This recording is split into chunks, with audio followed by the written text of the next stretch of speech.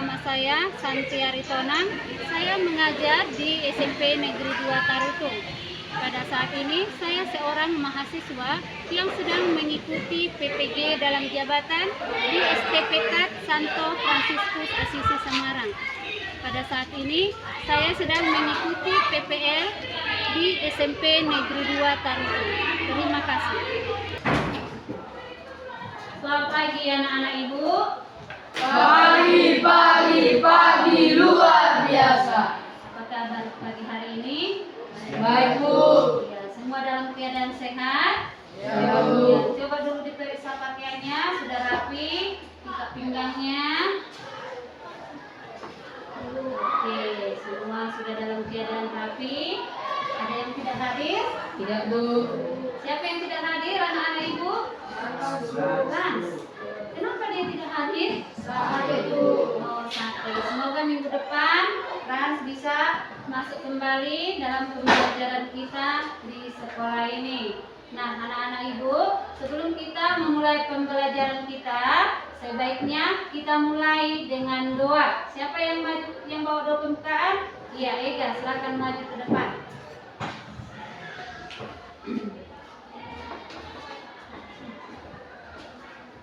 Sebelum kita memulai pembelajaran kita ada baiknya kita berdoa.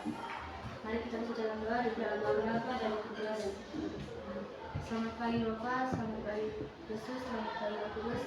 Terima kasih atas berkat yang Kau berikan kepada kami sampai pagi ini. Sebentar lagi kami ingin memulai aktivitas pembelajaran kami. Dan berkatilah kami ya Tuhan dari awal sampai akhir pembelajaran. Kemuliaan kepada Bapa dan Putra dan Roh Kudus, Seperti pada permulaan, sekarang, selalu, dan sampai segala-galanya. Amin. Dalam nama Bapa dan Putra dan Roh Kudus. Amin. Ya, terima kasih ya nak untuk doanya. Baiklah anak-anak ibu, pada pertemuan kita hari ini masih membahas tema yang sama, yaitu aku memiliki kemampuan. Minggu yang lalu kita sudah membahas juga di pertemuan pertama apa itu kemampuan. Nah, tujuan pembelajaran kita juga masih sama, yaitu peserta didik mampu mengidentifikasi berbagai kemampuan, menjelaskan sikap yang benar dalam menyikapi kemampuan berdasarkan kitab suci, sehingga terdorong untuk melakukan berbagai upaya yang mengembangkan diri secara lebih bertanggung jawab. Nah, jadi itu yang menjadi tujuan kita juga untuk pertemuan kita pada pagi hari ini. Nah, untuk ada 3 topik kriteria ketuntasan pembelajaran. Ada 3 yang wajib kita ketahui dalam pertemuan kita hari ini. Yang pertama itu, peserta didik mampu menganalisis perumpamaan tentang talenta dengan tepat, mengidentifikasi tokoh peristiwa dan pesan moral yang terkandung. Yang kedua, peserta didik mampu menghubungkan secara pesan perumpamaan talenta dengan kemampuan dan potensi diri dengan memberi contoh konkret. Baru yang ketiga, peserta didik mampu menjelaskan sikap yang benar dalam menyikapi kemampuannya berdasarkan Matius 25 ayat 14 sampai 30 dengan tepat disertai dengan ayat dan penjelasannya. Jadi ini adalah 3 poin yang harus bisa kita atau anak-anak kami pahami setelah menerima pembelajaran hari ini. Nah, anak-anak ibu mau bertanya. Ibu mau bertanya dulu ya. Apakah kamu pernah mendengar cerita seorang tuan memberi uang kepada hamba-hambanya? Pernah ya? Iya, Kenan. Pernah, Bu, dalam cerita perumpamaan tentang talenta. Iya, betul. Ada lagi yang mau menjawab?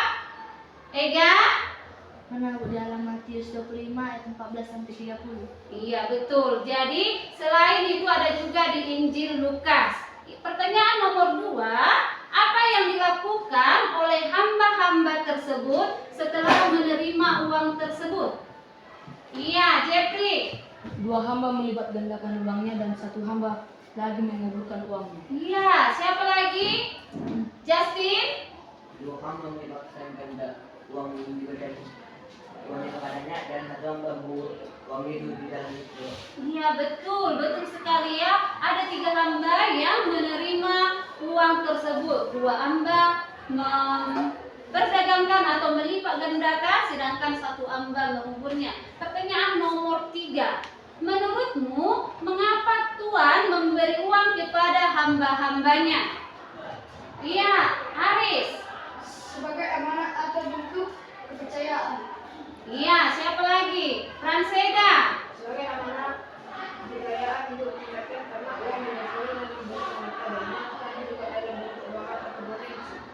Iya, jadi Tuhan memberikan uang kepada hamba-hambanya, yaitu berupa sebuah amanah atau sebuah kepercayaan yang diberikan kepada hamba-hambanya dengan tujuan supaya hamba-hambanya melaksanakan tugas dengan melipat gandakan uang yang diberikan oleh tuannya. Nah, anak-anak ibu, dalam perumpamaan atau yang dikatakan tadi bahwa yang diberikan adalah uang, tetapi dalam kehidupan sehari-hari itu bukan hanya berupa uang saja, bisa saja berupa berkat, berupa potensi, bakat, minat yang diberikan kepada kita. Nah, kemampuan atau sering juga disebut dengan skill. Pernah dengar kata skill kan? Iya, atau keahlian. Nah, ibu mau kalian menjawab dulu pertanyaan ini.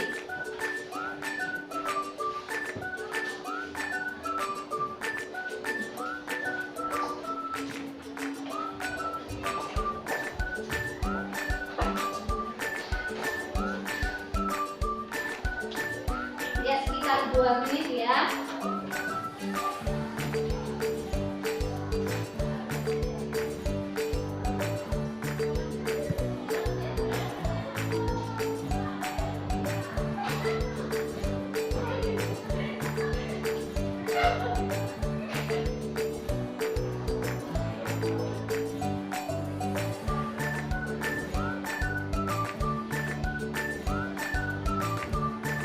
Oke, udah selesai. Silakan dikumpul anak-anak ibu.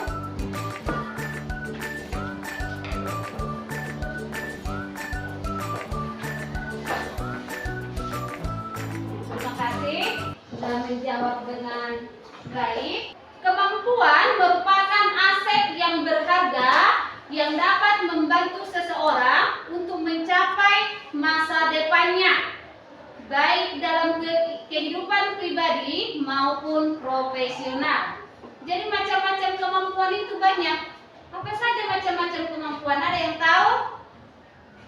Siapa dulu yang menjawab macam-macam kemampuan? Si Franseda? Iya, berenang. Si Haris? Menyanyi, Bu. Menyanyi. Si Jeffrey? Menari, Bu. Menari. Nah, itu adalah bentuk-bentuk atau contoh-contoh kemampuan yang ada dalam diri manusia. Tetapi macam-macam kemampuan ada 5. Yang pertama itu adalah bakat. Bakat itu apa? Bakat adalah kemampuan yang bersifat alami dan bersifat genetis, yang artinya sudah kita bawa sejak lahir, yang diturunkan oleh gen salah satu dari orang tua kita. Seperti bakat menyanyi, itu sudah kita bawa secara alami. Baru yang kedua itu kepandaian atau kecerdasan. Itu yang dimaksud adalah kemampuan yang berkaitan dengan pengetahuan dan keterampilan dalam ilmu tertentu. Contohnya, atau seperti yang pintar dalam bidang matematika, IPA, kimia, bahasa, seni, dan sebagainya. Baru nomor 3 disebut juga yang disebut potensi. Jadi potensi ini merupakan kemampuan yang dimiliki atau yang terdapat dalam diri seseorang bila dilatih dan dikembangkan dapat menjadi modal untuk meraih sukses. Contohnya, seseorang yang memiliki tubuh yang sangat bagus, dia bisa menjadi seorang atlet, ya kan? Atau seseorang yang punya rambut yang sangat cantik, dia bisa menjadi model sampo. Atau seseorang yang sangat cantik dengan kulit putih bersih, badan tinggi, dia bisa menjadi model. Jadi itu yang disebut dengan potensi. Baru yang keempat itu adalah karakter. Jadi karakter atau kebiasaan ini adalah berupa nilai-nilai yang melekat berserta nilai-nilai luhur dalam masyarakat dan agama. Contohnya apa? Murah hati, murah senyum, ya kan?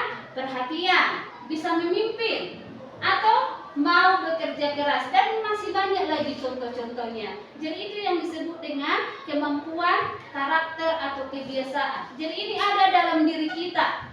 Mau membantu, murah hati, atau dia bisa memimpin kelompoknya. Contohnya kalau di sekolah dalam kerja kelompok, atau ada pengurus OSIS, ya kan, ketua OSIS kita. Nah, dia di sana sudah memiliki kemampuan di bidang karakter karena dia sudah bisa memimpin dalam organisasi.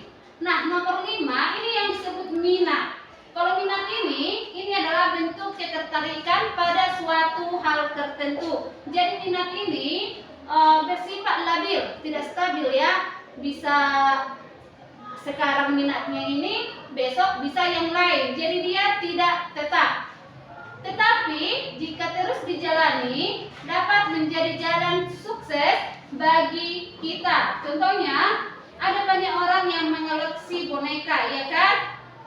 Orang yang suka mengoleksi uang kertas. Uang kertas mulai zaman dulu sampai sekarang dikoleksi dengan baik. Nah, itu adalah jenis-jenis kemampuan atau macam-macam kemampuan. Tadi ada berapa anak-anak ibu? 5. Apa saja? Bakat, budaya atau kecerdasan, potensi, karakter, dan kebiasaan. Iya. Yang pertama tadi ada bakat, kepandaian atau kecerdasan, potensi, karakter, dan minat. Ada 5 ya jenis-jenis kemampuan. Nah, anak-anak kami, setelah kita mengetahui apa itu kemampuan, nah kita akan melihat dalam materi kita hari ini membahas tentang arti perumpamaan, tentang talenta dari Matius 25 ayat 14 sampai 30. Ibu mau bertanya, apakah ada yang tahu apa itu perumpamaan? Pernah dengar kata perumpamaan? Pernah? Apa itu perumpamaan?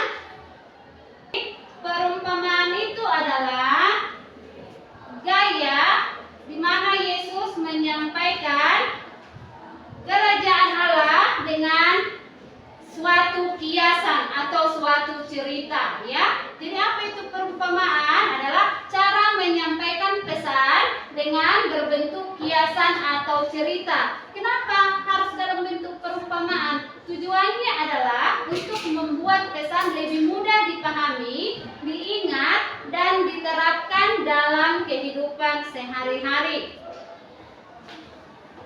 Perumpamaan talenta adalah salah satu pengajaran Yesus yang paling terkenal ditemukan dalam Injil Matius halaman 25 ayat 14 sampai 30, dan masih banyak lagi jenis-jenis perumpamaan yang diberikan oleh Yesus ketika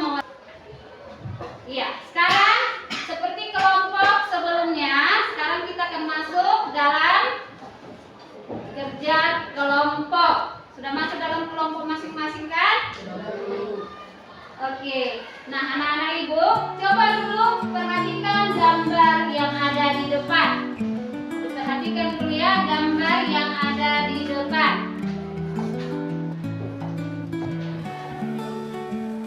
Ya, diamati kira-kira apa yang anak-anak ibu lihat di dalam gambar.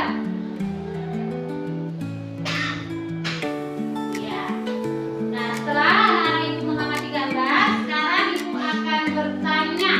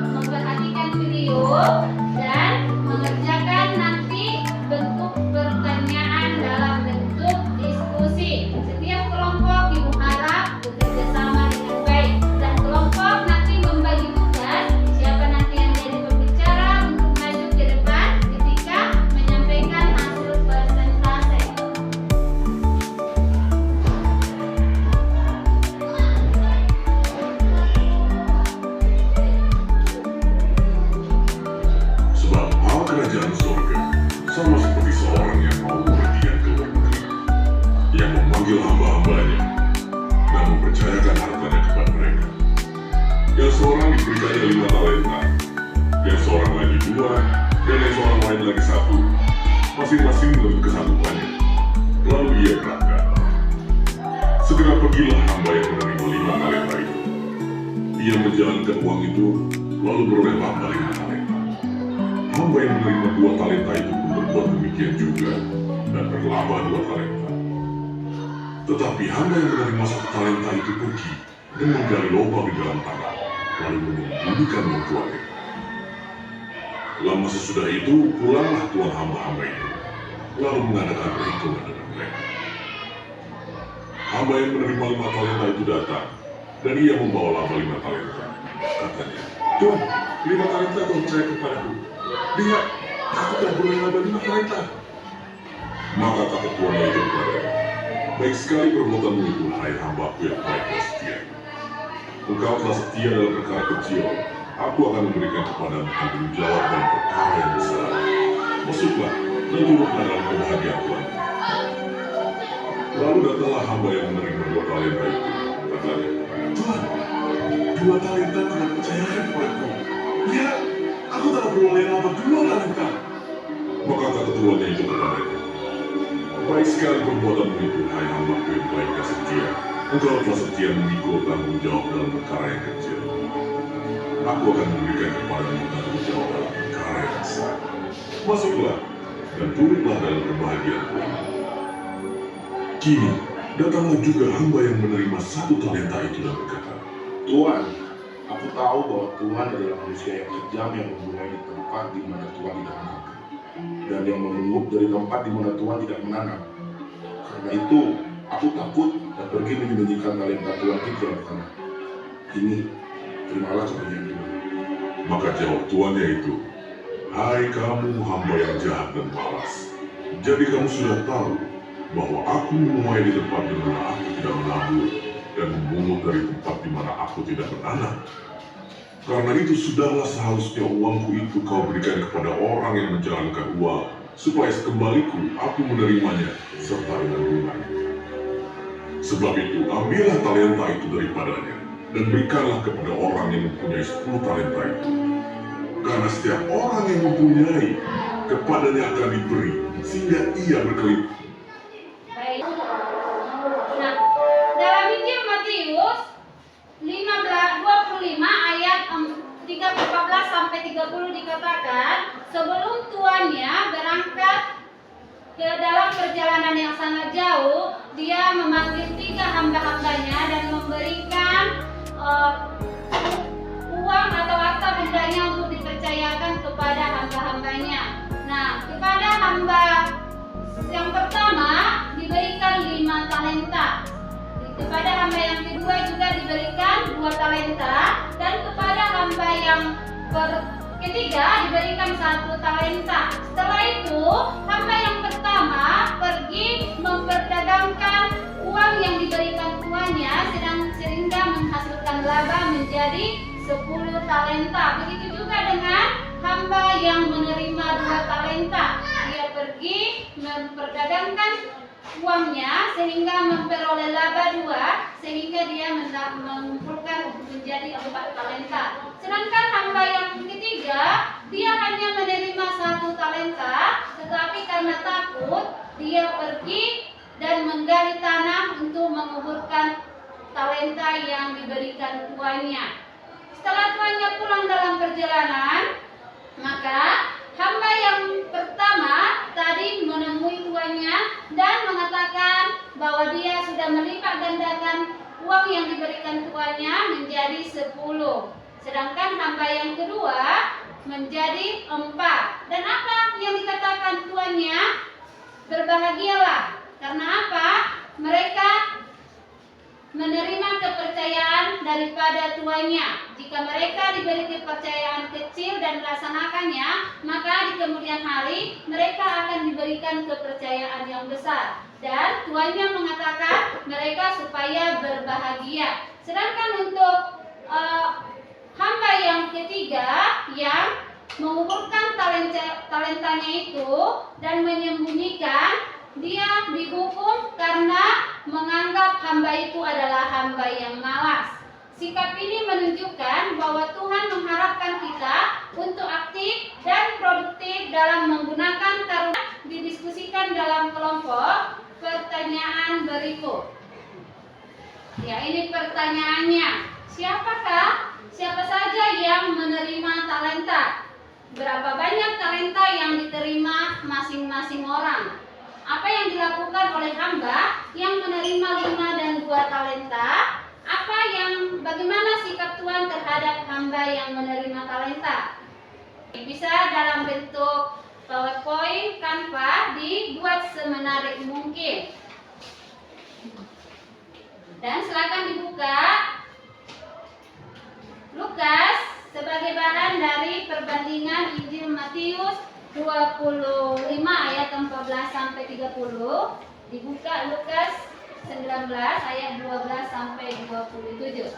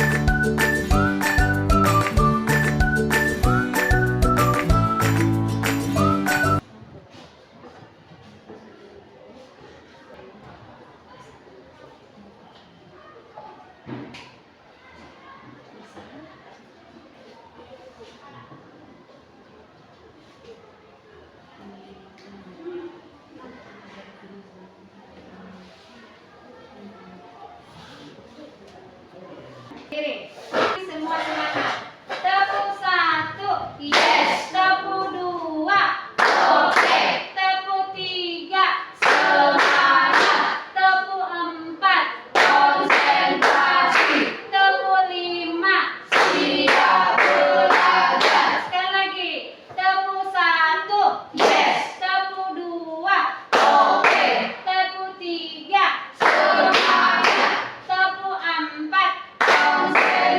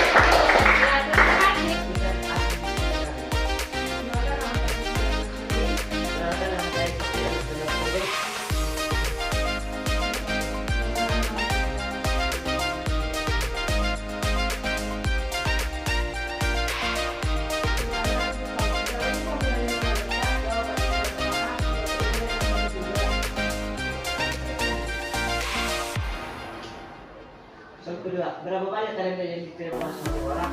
Jawab. Hamba pertama menerima talenta, hamba kedua menerima 2 talenta, dan hamba yang pertama menerima 1 talenta.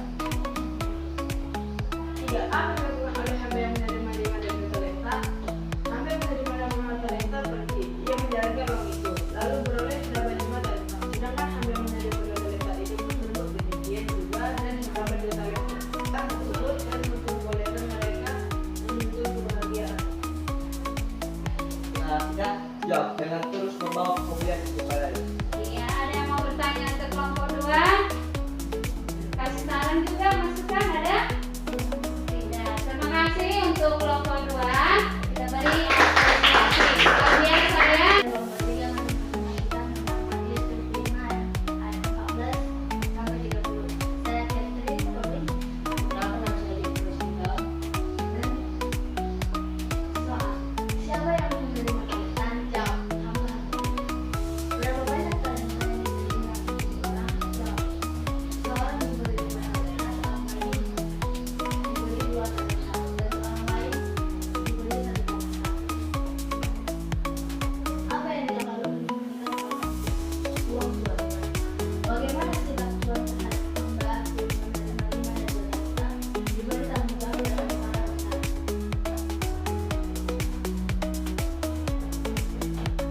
Bagaimana sikap Tuhan terhadap orang yang menerima talenta mencampakkan hambanya yang tidak berguna ke kegelapan yang paling gelap?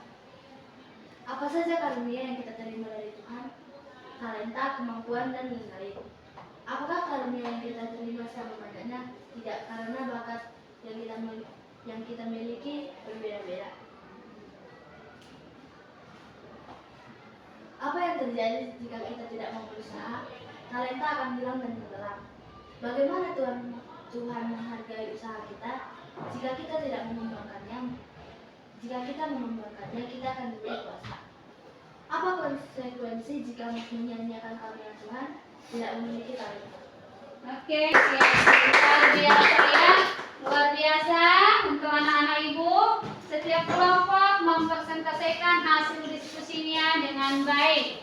Nah, coba buat dulu kesimpulan dari materi. Kita harus mengembangkan bakat kita dan kita harus mencari tahu apa potensi diri kita. Iya. Lewat hasil diskusi dapat disimpulkan bahwa kita harus mengembangkan bakat, karunia, talenta yang diberikan Tuhan kepada kita, dan juga kita perlu menggali potensi-potensi apa yang ada dalam diri kita. Luar biasa ya. Ya, talenta yang diberikan oleh Tuhan kepada setiap orang adalah unik dan berbeda-beda. Betul? Angkat dulu tangannya. Ada? Tidak ada. Dari kisah ini, maka sikap malas dan takut akan menghambat kita dalam mencapai potensi yang maksimal. Dan pada akhirnya kita akan dimintai pertanggungjawaban atas segala sesuatu yang telah dipercayakan kepada kita. Perumpamaan ini telah memberikan kita pemahaman yang mendalam tentang makna hidup. Kita diajak untuk tidak hanya menerima karunia Tuhan, tetapi juga proaktif dalam mengembangkan, ya kan? Kita harus aktif mengembangkan potensi-potensi yang ada dalam diri kita.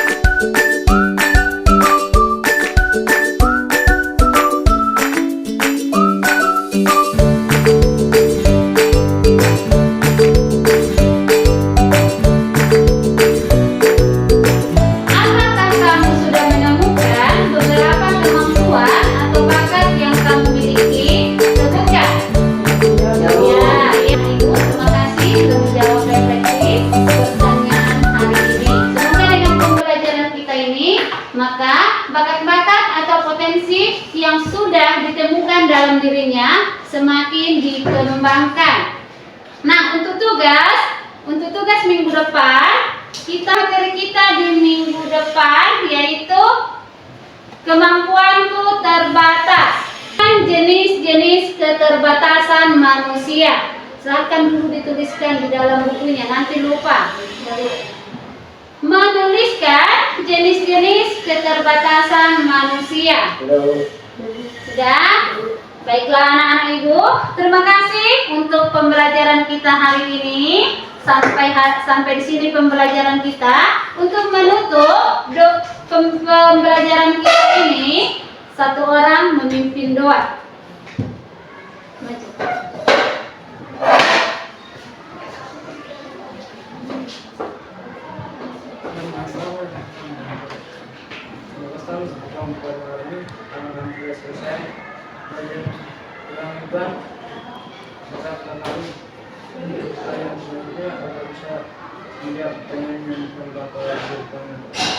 Ya Tuhan, orang kami yang berada kepada mereka, silakan mereka dari mana Tuhan, amin.